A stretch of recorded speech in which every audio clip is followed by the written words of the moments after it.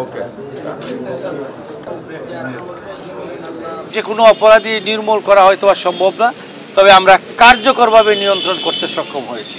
অনেক কাজ যে করে তার ভুল ত্রুটি হতে পারে, কিন্তু উদ্দেশ্যমূলকভাবে যে কোনো ভুল ত্রুটির বিষয়ে এই পুলিশ বাহিনী কিন্তু জিরো টলারেন্সের নীতি গ্রহণ করে থাকে।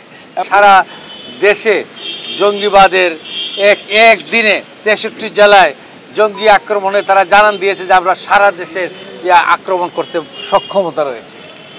তো সেই তাদের যে ধৃষ্টতা এবং তাদের সেই যে অবস্থান, এটাকে কিন্তু গুড়িয়ে দেওয়া হয়েছে।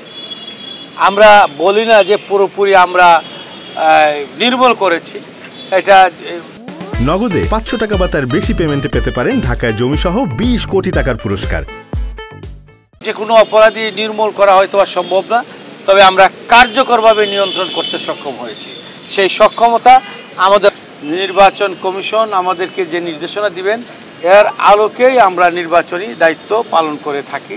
এবং সে যে নির্বাচনী দায়িত্ব যেভাবে পালন করা দরকার, নির্বাচন কমিশন যেভাবে আমাদেরকে নির্দেশনা দিবে, এর আলোকেই নির্বাচনী দায়িত্ব পালন করার জন্য আমাদের সকল ইউনিটকে নির্দেশনা দেওয়া আছে। এবং আমরা অতীতেও আপনারা জানেন যে বিভিন্ন সময়ে আমরা নির্বাচনী দায়িত্ব পালন করেছি এবং আপনাদের সমর্থন পেয়েছি এবং প্রশংসাও কুড়িয়েছে বাংলাদেশ পুলিশ বাহিনী তার দায়িত্ব পালন করে।